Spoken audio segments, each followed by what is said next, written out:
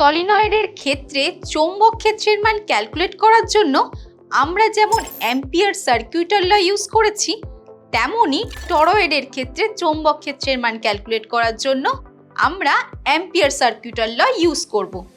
তার আগে টরয়েড কি সেটা জেনে নিই। একটি সুষম প্রস্থচ্ছেদযুক্ত বৃত্তাকার বলয় নিয়ে সেটির ওপর একটি অন্তরিত পরিবাহী তারকে এমনভাবে জড়ানো হলো যাতে বলয়ের অক্ষের সঙ্গে তারগুলি লম্বভাবে এবং টাইটলি যুক্ত থাকে। এখন যে পাকযুক্ত কুণ্ডলী তোমরা দেখতে পাচ্ছ একেই টরয়েড বলে। খেয়াল করে দেখো, সলিনয়েডও একটি তারের কুণ্ডলী, কিন্তু সেটা স্ট্রেট স্ট্রাকচার। এই সলিনয়েডের দুটি প্রান্তকে যদি বেন্ড করে সার্কুলার শেপ করি তাহলে দেখো এটি টরয়েডের মতো দেখতে হয়। তাই টরয়েডকে বৃত্তাকার সলিনয়েডও বলে। এখন এই টরয়েডের তিনটি জায়গায় ম্যাগনেটিক ফিল্ডের মান কেমন হবে সেটা আমরা জানব। এর জন্য প্রথমে তিনটি বিন্দু পি, কিউ এবং এস কনসিডার করলাম। এখন পি পয়েন্টের জন্য অ্যাম্পিয়ার সার্কিউটার ল ইউজ করে ম্যাগনেটিক ফিল্ড ক্যালকুলেট করব। এই অ্যাম্পিয়ার সার্কিউটার ল ক্লোজড পাথ বা বদ্ধ পথের জন্য অ্যাপ্লিকেবল। তাই পি বিন্দুটিকে নিয়ে একটা ক্লোজড পাথ এঁকে নিলাম। এই ক্লোজড পাথে একটা নাম আছে, মনে পড়ছে? অ্যাম্পিরিয়ান লুপ বা অ্যাম্পিয়ারীয় পরিপথ। এখন অ্যাম্পিয়ার্স ল অনুসারে close integral B dot DL equal to মিউ0 আই এনক্লোজড, যেখানে বি হলো ম্যাগনেটিক ফিল্ড আর ডিএল হলো অ্যাম্পিরিয়ান লুপের একটি ক্ষুদ্র অংশ এবং আই এনক্লোজড বলতে বোঝায় যতটা কারেন্ট অ্যাম্পিরিয়ান লুপের মধ্যে থাকে। এখন পি বিন্দুটি নিয়ে যে লুপ কনসিডার করেছি, দেখো সেই লুপের মধ্য দিয়ে কোনো কারেন্ট যাচ্ছে না, তাই আই এনক্লোজডের মান 0। সুতরাং বলা যায় close integral B dot DL equal to 0।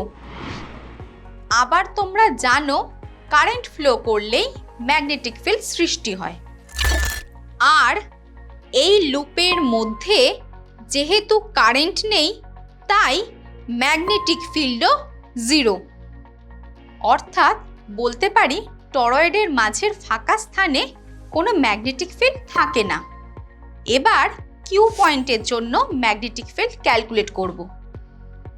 সেজন্য কিউ বিন্দুকে নিয়ে একটি অ্যাম্পিরিয়ান লুপ কনসিডার করলাম।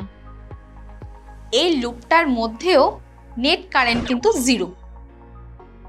কি করে? এটাই ভাবছো তো, লুপটা পুরো টরয়েডকেই তো কভার করেছে, তাহলে নেট কারেন্ট 0 কি করে হয়? দেখো, আমরা যে অ্যাম্পিরিয়ান লুপ কনসিডার করি তা 2 ডাইমেনশনাল, আর এই লুপের মধ্যে তারের কুণ্ডলী অর্থাৎ টরয়েডটিকে যদি দেখো তাহলে টরয়েডের বাইরের তারের জন্য কারেন্টের ফ্লো যেদিকে, ভেতরের তারের জন্য কারেন্টের ফ্লো ঠিক তার উল্টো দিকে। অর্থাৎ অ্যাম্পিরিয়ান লুপের মধ্যে কারেন্টের ডিরেকশন একবার আউটওয়ার্ড আরেকবার ইনওয়ার্ড। এখন কারেন্টের আউটওয়ার্ড ডিরেকশনকে পজিটিভ ধরলে ইনওয়ার্ড কারেন্টের জন্য ডিরেকশন নেগেটিভ হবে, ফলে আই এনক্লোজডের মান 0 হবে। আর যেহেতু নেট কারেন্ট 0 হচ্ছে তাই চৌম্বক ক্ষেত্রের মানও 0। অর্থাৎ টরয়েডের বাইরের ফাঁকা স্থানে ম্যাগনেটিক ফিল্ড বা চৌম্বক ক্ষেত্র 0। এবার টরয়েডের মধ্যে এস বিন্দুতে ম্যাগনেটিক ফিল্ড ক্যালকুলেট করব। এর জন্য এস বিন্দুকে নিয়ে একটি অ্যাম্পেরিয়ান লুপ কনসিডার করে নিলাম।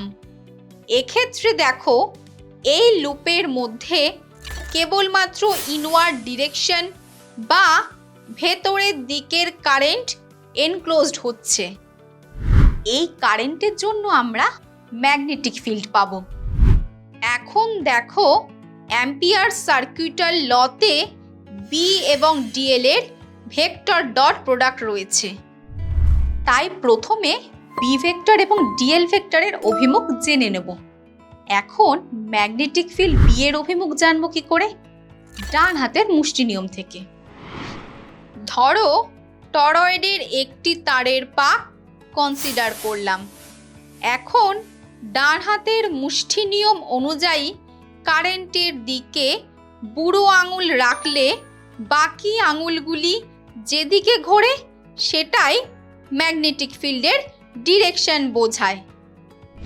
এখন দেখো কারেন্টের বিভিন্ন ডিরেকশনের জন্য একটি পাকের ভেতরের ম্যাগনেটিক ফিল্ড সর্বদা একই দিকে হচ্ছে, অর্থাৎ ম্যাগনেটিক ফিল্ডের ডিরেকশন তারের পাকের অ্যাক্সিস বরাবর।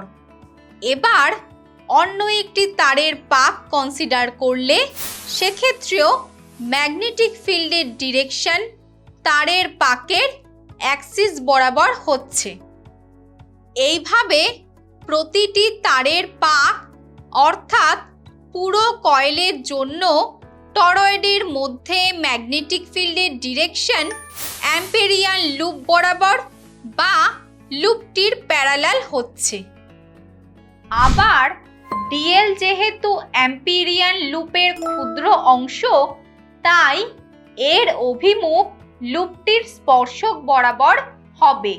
সুতরাং বলতে পারি ডিএল ভেক্টর এবং বি ভেক্টরের অভিমুখ একই দিকে, তাই এদের মধ্যেকার অ্যাঙ্গেল 0। এখন অ্যাম্পিয়ার সার্কিউটাল ল থেকে লেখা যায় close integration BDL equals to μ0 I enclosed. এক্ষেত্রে আমরা ধরেই নিয়েছি তারের প্রতিটি পাক সুষম, তাই এই অ্যাম্পেরিয়ান লুপের জন্য বি এর মান কনস্ট্যান্ট। ফলে ইকুয়েশনটিকে B close integral DL equal to μ0 I enclosed লেখা যায়। আর ডিএল এর ক্লোজড পাথ ইন্টিগ্রেশন করলে সেটা বৃত্তের পরিধি বোঝায়, অর্থাৎ 2πr। এখন একটি পাকের জন্য কারেন্ট I যদি টোটাল পাক সংখ্যা ক্যাপিটাল N হয়, তাহলে টোটাল কারেন্ট ক্যাপিটাল NI হবে। এখন ইকুয়েশনে I enclosed equal to capital NI এবং close integral DL equal to 2πr বসিয়ে চৌম্বক ক্ষেত্র B equal to μ0 capital NI by 2πr পেলাম। এক্ষেত্রে দেখো চৌম্বক ক্ষেত্র B ব্যাসার্ধ r এর সঙ্গে ব্যস্তানুপাতিক। যেহেতু ব্যাসার্ধ চেঞ্জ হলে অর্থাৎ অ্যাম্পেরিয়ান লুপ আলাদা হলে চৌম্বক ক্ষেত্রের মানও চেঞ্জ হয়।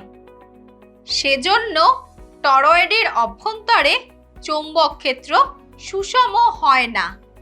এখন টরয়েডটি যদি আইডিয়াল হয়, অর্থাৎ উইথ যদি ব্যাসার্ধের থেকে খুব কম হয়, সেক্ষেত্রে 2πr বলতে সার্কুলার কয়েলের পুরো দৈর্ঘ্যটাকে বোঝাচ্ছে, অর্থাৎ capital L equal to 2πr। আর capital N by capital L মানেই একক দৈর্ঘ্যের পাক সংখ্যা স্মল n। তাই আইডিয়াল টরয়েডের ক্ষেত্রে B ইকুয়াল টু μ0 NI লেখা হয়। আবার অসীম দৈর্ঘ্যের সলিনয়েডের অক্ষের উপর যে কোনো বিন্দুতে চৌম্বক ক্ষেত্রের মানও μ0 ni। এছাড়া অসীম দৈর্ঘ্যের সলিনয়েডের মতো টরয়েডেরও কোনো প্রান্ত থাকে না, তাই টরয়েডকে প্রান্তহীন সলিনয়েড বলা হয়। এখন চৌম্বক ক্ষেত্রের ইকুয়েশনে দেখো, আমরা শূন্য মাধ্যমের চৌম্বক ভেদ্যতা কনসিডার করেছি। আবার শূন্য মাধ্যমের চৌম্বক ভেদ্যতা ও বায়ু মাধ্যমের চৌম্বক ভেদ্যতার মান প্রায় সমান হওয়ায় μ0কে বায়ু মাধ্যমের চৌম্বক ভেদ্যতাও বলা হয়। সুতরাং বলতে পারি এক্ষেত্রে টরয়েডের কোর বা মজ্জা হিসাবে বায়ু মাধ্যমকে নেওয়া হয়েছে। কিন্তু টরয়েডের কোর যদি বায়ু না হয়ে অন্য কোনো মেটেরিয়ালের হয়, সেক্ষেত্রে ফর্মুলাতে μ0 জায়গায় মিউ অর্থাৎ ওই মেটেরিয়ালের চৌম্বক ভেদ্যতার মান বসাতে হবে। এখন টরয়েডের ক্যালকুলেশন থেকে দেখলাম চৌম্বক ক্ষেত্র শুধুমাত্র এর মধ্যবর্তী স্থানে রয়েছে, আর বাকি স্থানগুলিতে চৌম্বক ক্ষেত্রের মান 0। টরয়েডের এই বৈশিষ্ট্যের জন্য একে টোকাম্যাক নামক মেশিনে ব্যবহার করা হচ্ছে, যাতে পার্টিকেল বাইরে না বেরিয়ে টরয়েডের মধ্যেই ঘুরতে থাকে, ফলে আমরা প্রচুর এনার্জি পেতে পারি। এছাড়াও টরয়েডাল ট্রান্সফর্মার বিভিন্ন ইলেকট্রনিক্স যন্ত্রে ব্যবহার করা হয়।